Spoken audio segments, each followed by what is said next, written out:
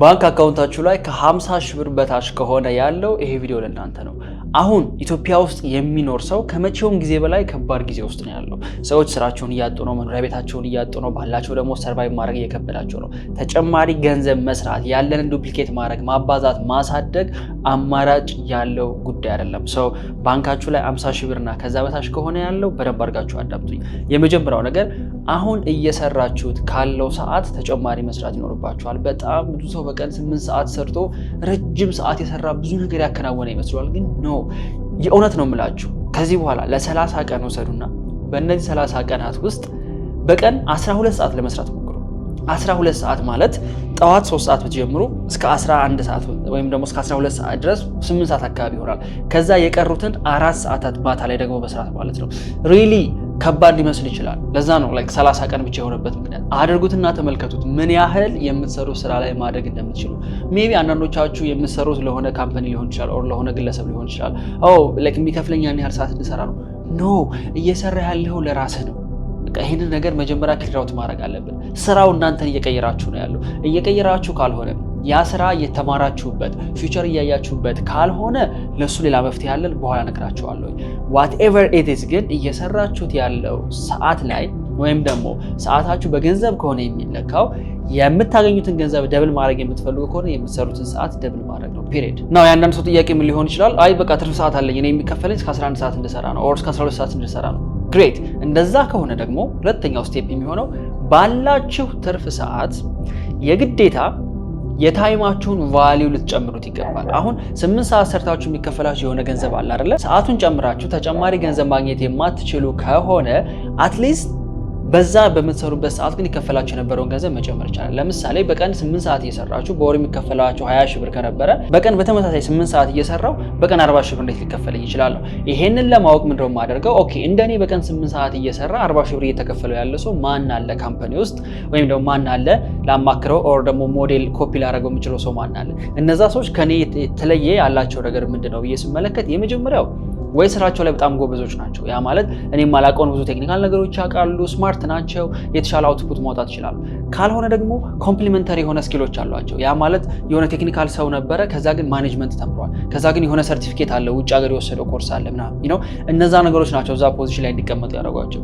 ስለዚህ ይሄንን ሪያላይዝ ካደረግኩኝ ባለኝ ትርፍ ሰዓት የታይሜን ቫልዩ ነው የሚጨምረው። የታይሜን ቫልዩ ደግሞ የሚጨምረው ስኪል እዛ ላይ አድ በማድረግ ነው። አይዘር ኦልሬዲ አለኝ ብዬ ተቀጥሬ ኦር የራሴ ቢዝነስ ላይ እየሰራሁበት ያለውን ስኪል በደንብ አድርጌ ቡስት አደርገዋለሁ፣ ጨምረዋለሁ። ካልሆነ ግን ሌሎች አጀሰንት ስኪሎችን እየጨመርኩኝ የተሻለ ፖዚሽን ላይ ራሴን አስቀምጠዋለሁ። ሶ ይሄንን ስታደርጉ በቀን 8 ሰዓት ለዋናው ስራችሁ ለሚከፍላችሁ ታሳልፋላችሁ። የቀሩትን 6 ሰዓታት ግን የራሳችሁን ተጨማሪ ስኪል ወይም ደግሞ ራሳችሁ ላይ ኢንቨስት በማድረግ ነው ጊዜያችሁን ልታሳልፉ የሚገባው። እኔ ግራ ነው የሚገባኝ ሰው ቤቱ ለመመለስ 1 ሰዓት 2 ሰዓት በትራንስፖርት ያባክናል። ለምን አታመሹም ስራ ቦታ? ምን ችግር አለው? አይ ነው ፋሚሊ አለው በጊዜ መግባት ያለበት ሰው ካለ አይ ካን አንደርስታንድ። ሌላው ወጣቱ ግን ሩጦ ሰፈር ለመግባት 11 ሰዓት ሲል ሁሉም ፓክ አድርጎ ወደ ውጭ ከዛ ረጅም ሰዓት ታክሲ ላይ ያሳልፋል። why would you do that? literally ሰዓታችሁን ገንዘባችሁን ነው በርን እያደረጋችሁት ያለው። የሌላችሁ ነገር ደግሞ አሁን ላይ ሰዓት ነው። እውነቴን ነው የምላችሁ፣ ሰዓት የለም። በቃ ኑሮ ከምታስቡት በላይ ነው እየሮጠ ያለው። ይህ ዓመት ኢማጂን 8ኛ ወር ላይ ደረሰ። መቼ ተጀምሮ በቅርብ ጊዜ የተጀመረ ዓመት አሁን ሊያልቅ ነው። ጊዜ የሚባል ነገር የለንም። ጊዜ ደግሞ እንዲህ በአመት ምናምን በሳምንት በወር ተከፍሎ አለ የሚሰጠን፣ በትናንሿ ፍራክሽን ሰከንድ በሰዓት ነው የሚሰጠን። ስለዚህ ኤቭሪ ታይም የምታባክኗት ምሳ እንብላ ብላችሁ የሆነ ቦታ ቡና እንጠጣ ብላችሁ የምታባክኑት፣ ያውም ደግሞ ምንም ማይንድለስ ለሆነ ነገር ትራንስፖርት ላይ የምታባክኑ ሰዓት፣ ሶሻል ሚዲያ ላይ የምታባክኑ ሰዓት በሙሉ ያላችሁን አንድ ሪሶርስ እሱም ሰዓት በርን እያደረጋችሁት ነው። ያንን ወደ ገንዘብ መቀየር እየቻላችሁ ሊትራሊ እያቃጠላችሁት ነው። ዲስፖዘብል ታይም የሚባል ነገር አለ። ዲስፖዘብል ታይም ማለት ዋና ስራችሁን ሰርታችሁ የሚተርፏችሁ ሰዓቶች ናቸው። እነዚህ ሰዓት ምግብ ለመብላት፣ ትራንስፖርት ላይ ከሰው ጋር ለማውራት የምታሳልፉት ጊዜ ነው። ጂኒየስ የሆኑ ሰዎች ይሄንን ዲስፖዘብል ታይም ራሳቸውን ቢልድ ለማድረግ ይጠቀሙበታል። ምክንያቱም የትኛውም ኢንዱስትሪ ላይ ብትሆኑ፣ ከቤት ሰራተኛ ጀምሮ የራሱ ካምፓኒ ያለው ሰው ብልትሆኑ ትችላላችሁ። እናንተ በምትሰሩት ስራ የተሻለ ገንዘብ እየሰራ ያለ ሰው አለ። ያንን ሰው ልደርሱበት የምትችሉት ባላችሁ ዲስፖዘብል ታይም የራሳችሁን ታይም ቫልዩ ታሳድጉት ነው። ታይም ቫልዩአችሁን ደግሞ የምታሳድጉት አይዘር ስራችሁ ላይ በጣም ጎበዝ መሆን፣ ያላወቃችሁትን ነገር ማወቅ፣ ካልሆነ ደግሞ አጀሰንት የሆኑ ስኪሎችን ጨምሮ ታገኙ የነበረውን ኢንካም ደብል ማድረግ ነው። ለምሳሌ ፕሮግራመር ከሆነ የሆነ ካምፓኒ ላይ ኮድ እየጻፈ የሆነ ነገር ዴቨሎፕ እያደረገ ገንዘብ ይከፍለዋል። አሁን አጀሰንት ስኪል ለምሳሌ ማኔጅመንት ሊማር ይችላል። ናው እሱ ኮድ አያደርግም፣ ከላይ ሆኖ ኮድ የሚያደርጉ ሰዎችን ማኔጅ የሚያደርግ ፕሮጀክቶችን የሚያስተዳድር ሰው ይሆናል። ዴፊኒትሊ ለዚህ የተሻለ ገንዘብ ይከፈለዋል። የእውነቴን ነው የምላችሁ፣ ኢንፎርሜሽን ለማግኘት እውቀት ለማግኘት እንዳሁኑ ጊዜ ቀላል ሆኖ አያውቅም። ሰው በዚህ ዘመን ፈልጎ ፈቅዶ ነው ደነዝ የሚሆነው እንጂ አማራጭ የሌለው ነገር ሆኖ አይደለም። ኤቭሪዌር ሶሻል ሚዲያችሁ በሙሉ ትምህርት ቤት ሊሆን ይችላል። ዩቲዩብ ትምህርት ቤት ሊሆን ይችላል። ኢቭን በኦንላይን በስልካችሁ በኮምፒውተራችሁ ቁጭ ብላችሁ መማር ትችላላችሁ። ኢቭን የኛ ፕላትፎርም ከይልክ ሰዎችን ይሄን እንዲያደርጉ ነው እያስቻላቸው ያለው። ከስራ በኋላ ከትምህርት በኋላ ቤታቸው ቁጭ ብለው በስልካቸው በፒሲያቸው አዲስ ስኪል መማር ይችላሉ። በዚህ ዘመን አለማወቅ ወይም ደነዝነት ምርጫ ነው። ሶስተኛው በጣም ኢምፖርታንት ነው፣ ከምትሰሩት ገንዘብ በታች ስፔንድ ማድረግ ነው። አይ ኖ ምንም አዲስ ሳይንስ አይደለም የነገርኳችሁ፣ ከዚህ በፊት በጣም ብዙ ጊዜ ተብሏል። ግን ሰው ፎር ሰም ሪዝን አፕላይ ያደርገው። ሀብት ማካበት ማለት ቤዚክሊ ከምታገኙት ገንዘብ በታች ስፔንድ ማድረግ ነው። አበቃ። በወር 100 ሺህ ብር ሜክ እያደረጋችሁ ኤክስፔንሳችሁ ግን 50 ሺህ ከሆነ በየወሩ ሴቭ የምታደርጉት 50 ሺህ ብር አለ ማለት ነው። ብዙዎቻችን ግን እኔም ተጠቂ ነኝ በዚህ ነገር፣ ብዙዎቻችን ስፔንድ የምናደርገው ኦልሞስት እኩል ነው ያገኘነውን ያህል። ጀስት ኢማጂን፣ ዝም ብላችሁ አስቡት። በወር የሆነ ያህል ገንዘብ ትሰራላችሁ፣ የሆነ ድርጅት ይከፍላችኋል፣ ኦር የሆነ ነገር ሽጣችሁ ገንዘብ ታገኛላችሁ። ሊትራሊ ወሩን ሙሉ ለሆኑ ሰዎች ነው ገንዘባችን ስንበትን የሚቆየው። እገሌ ሬስቶራንት እንካ ይሄ ብር ይገባሃል፣ እገሌ ልብስ ቤት ቆይ አምጣ እሱን ልብስ እንካ ይሄ ብር ይገባሃል።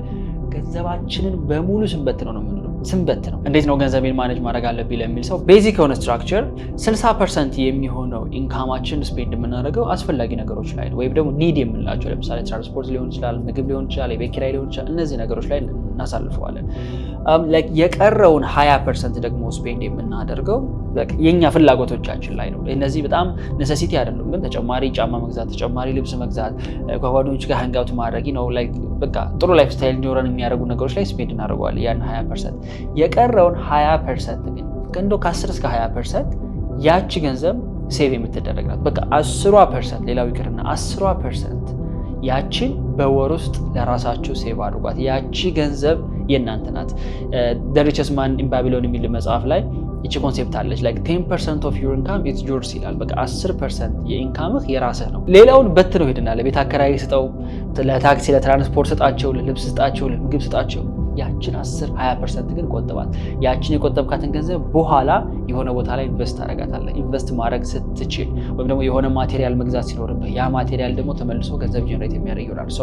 ሶስተኛው ፕሊዝ ነው የምላችሁ። እኔ ግራ ነው የሚገባኝ አንዳንዴ ሰው ገንዘቡን ከየት እያመጣው ነው ላለሁ። የእውነት የ10 ሺህ ብር የ20 ሺህ ብር ደሞዝተኛ ሆነው ግን ኤቭሪ ዴይ ወይም ደግሞ በሳምንት የሆነ ያህል ቀናት ከስራ በኋላ ጓደኞቻቸው ጋር ሃንጋውት የሚያደርጉበት የሚጠጡበት ምናምን ገንዘብ አላቸው። እኔ የእውነት እንዴት እንደሚያደርጉት አላውቅም። ጄኒውንሊ ኩሪየስ ነው የምሆነው ሰው እንደዚህ አይነት ቦታ ላይ ገንዘቡን ስፔንድ ሲያደርግ ሲመለከት። የሆኑ በርገር ቤቶች ላይ የሆኑ አይስክሪም ቤቶች ላይ ምናምን ማአት ሰው በቃ ተቀምጦ ገንዘብ አለ ነው ወይስ የሰው ገንዘቡን ማኔጅ የሚያደርግበት መንገድ ተበላሽቷል? በጣም ጥቂት ነው የሚያስፈልገን እዚህ ምድር ላይ ለመኖር። የእውነቴን ነው የምላችሁ፣ በጣም ጥቂት ነገር፣ ቤዚክ በሆኑት ነገሮች መኖር እንችላለን።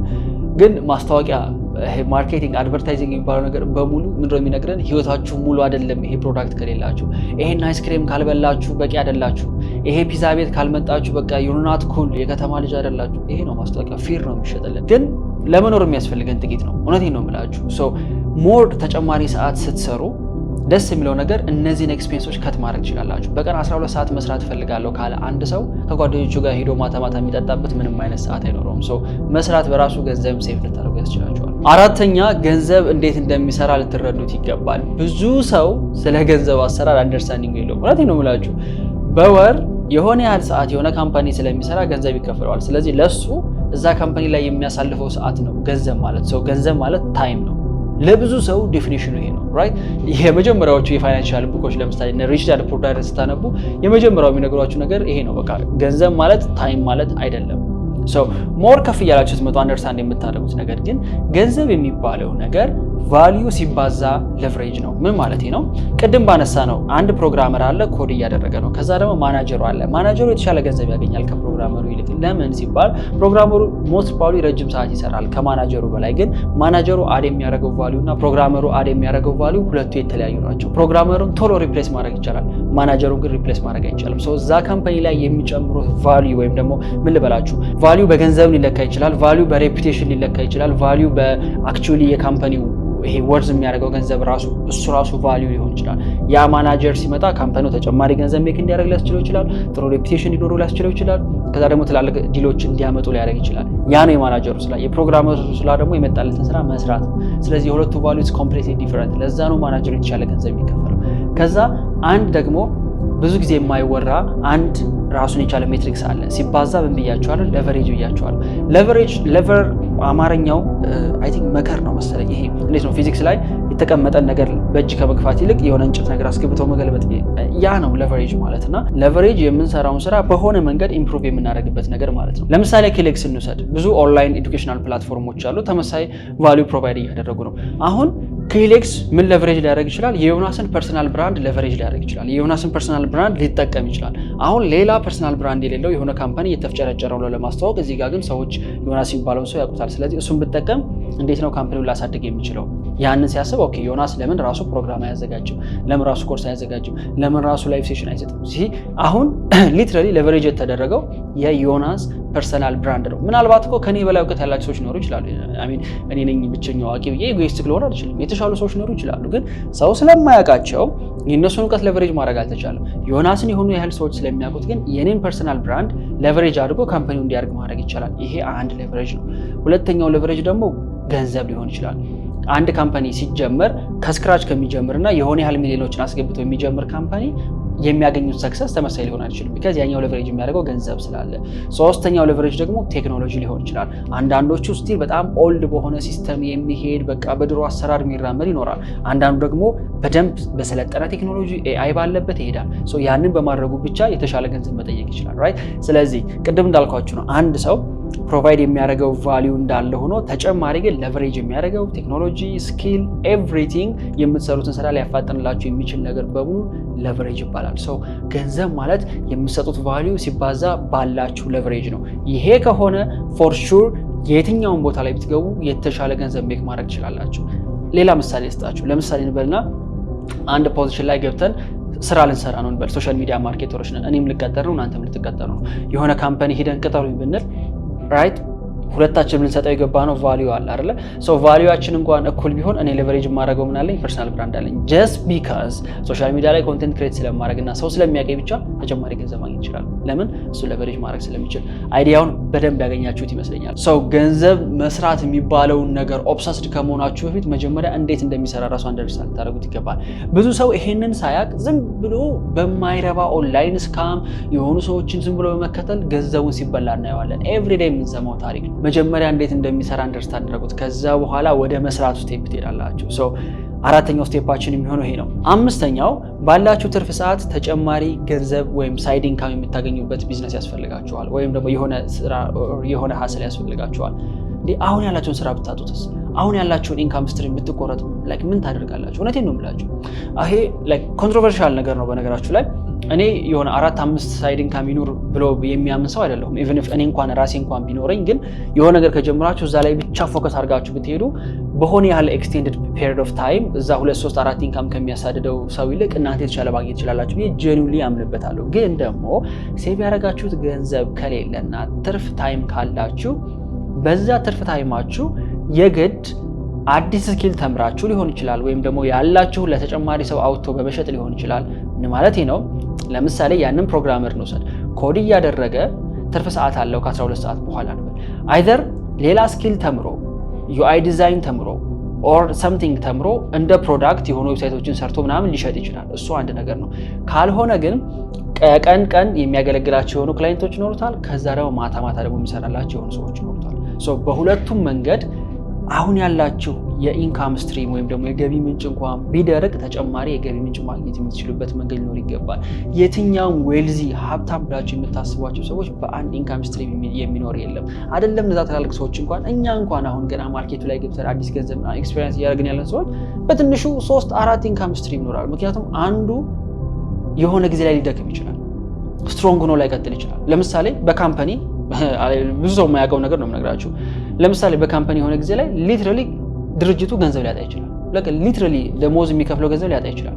ትላልቅ ክላይንቶች አሉት፣ ቢግ ፕሮጀክቶች እየሰራ ነው፣ ስሙ ይታወቃል።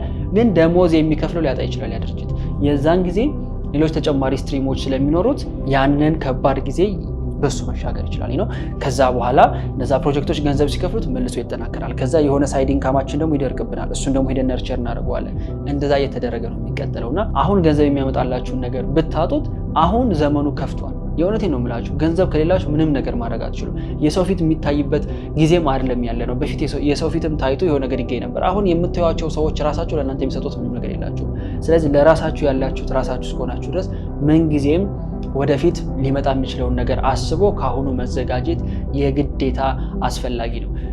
ማለት የህይወታችን ትልቁ ፓርት የህይወታችን ትልቁ አካል የምንሰራው ገንዘብና አኗኗራችን ነው። ይሄን ደግሞ የሚወስነው ስራችን ነው። ስለዚህ እኔ አሁንም ቢሆን ስለዚህ ጉዳይ ማውራቴን አላቆምም። ስለዚህ ሴቭ ያደረጋችሁት ገንዘብ ከ50 ሺህ ብር በታች ከሆነ ያሏቸው አማራጮች ምንድናቸው? የመጀመሪያው አሁን ላይ ከምትሰሩት ሰዓት በላይ ደብል አድርጋችሁ መስራት። ሁለተኛው ደግሞ የታይማችሁን ቫልዩ መጨመር። ያ ማለት የምትሰሩት ስራ ላይ በጣም ጎበዝ መሆን ወይም ደግሞ ተጨማሪ ስኪሎችን መያዝ።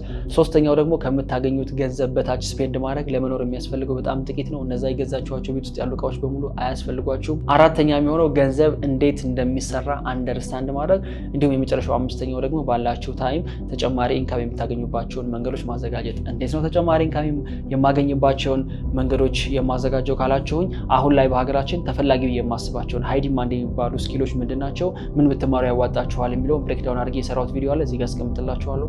ገብታችሁ ቼክ አድርጉት። አይ ሆፕ ይሄኛው ቪዲዮ ጠቃሚ ነበር። በሌላ ኮንቴንት እስክንገናኝ ድረስ መልካም ጊዜ